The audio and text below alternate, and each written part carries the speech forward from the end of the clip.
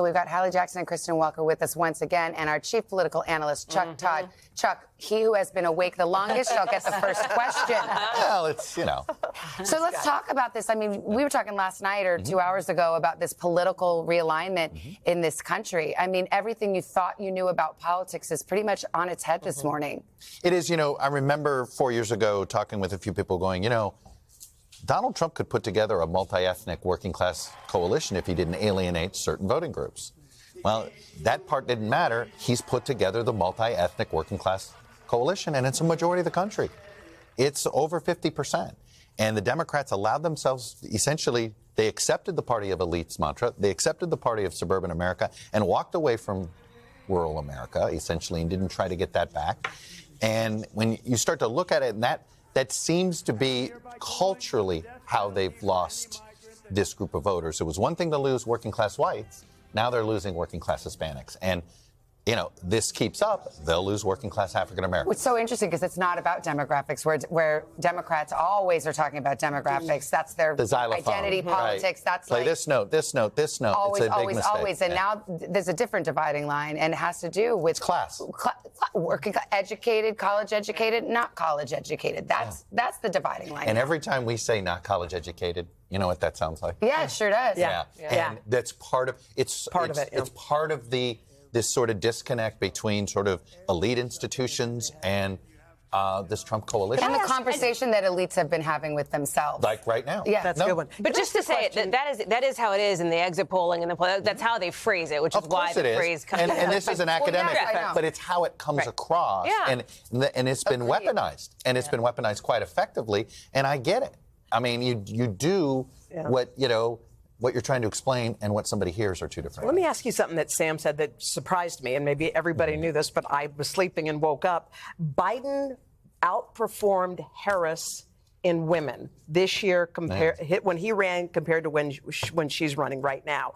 Biden outperformed her. We kept saying that we thought there was going to be this big gender gap, that women were going to come out in droves for her, but they came out more for him 4 years ago. Well, look, I think this Biden election, and I've believed this for the last couple of years, that we've all sort of misinterpreted why Biden won. Biden won because of COVID.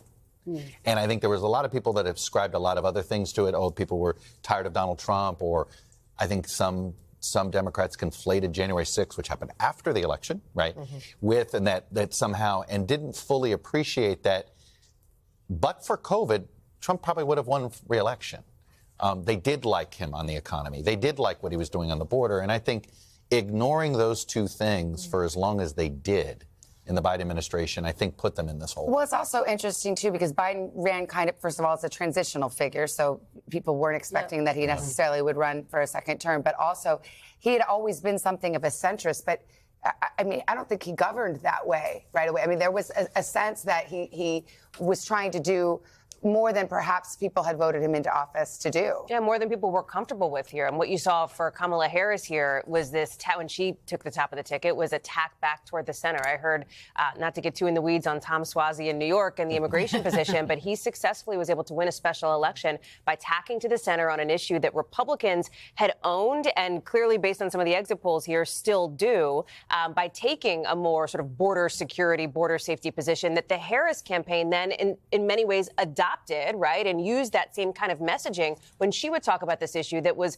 while fourth on the list of top issues, was still important to a big slice of the electorate. Well, and big picture, more than 70% of the electorate feel as though the country's in the wrong track. And when Vice President Harris would get questions over and over again, how are you going to govern differently than President Biden? She said, I'm not going to be a continuation of the Biden presidency, but she rarely gave specific details. And so many voters, I think, were looking for some of those specifics to make their answer. Our exit polls, which came, the very first one that came out, said that voters had told us their number one issue was the state of democracy. And we have talked about this a lot, and it's worth delving into. That is a phrase that means different things to different people. So for Democrats, state of democracy might mean, oh, it's January 6th, is Donald Trump going to be a dictator? For Republicans, it means my way of life is threatened. What my values are threatened. Both see an existential threat to their country and to the way that they live their lives. Well, and when you look at that, what choice did we give voters? I always say that question, we gave them 5 choices. 4 of them were issues, and one is this state of the democracy. We told them, like, what was the most important? Foreign policy, immigration, economy, and abortion, and then state of democracy. And so what they're really, we don't have the right punch, okay? But it is some sort of, it is the way of life. It is this idea where the left believes Trump's un-American, and the right believes the left's un-American, right? This whole socialism, you're trying to take the country and totally change it. And these cultural issues. I mean, Trump ran this ad during every sporting event, talking about where Kamala Harris, a position that she took, transgender, paying for the reassignment surgeries for prison inmates, and they never answered that. And that ad ran on a loop. It's the culture wars, and it was on display.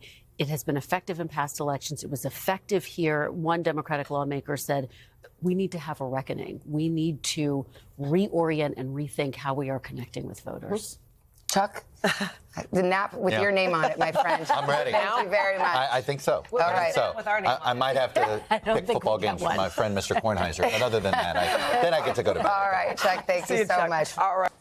Hey, thanks for watching. Don't miss the Today Show every weekday at 11 a.m. Eastern, 8 Pacific on our streaming channel, Today All Day. To watch, head to today.com/allday or click the link right here.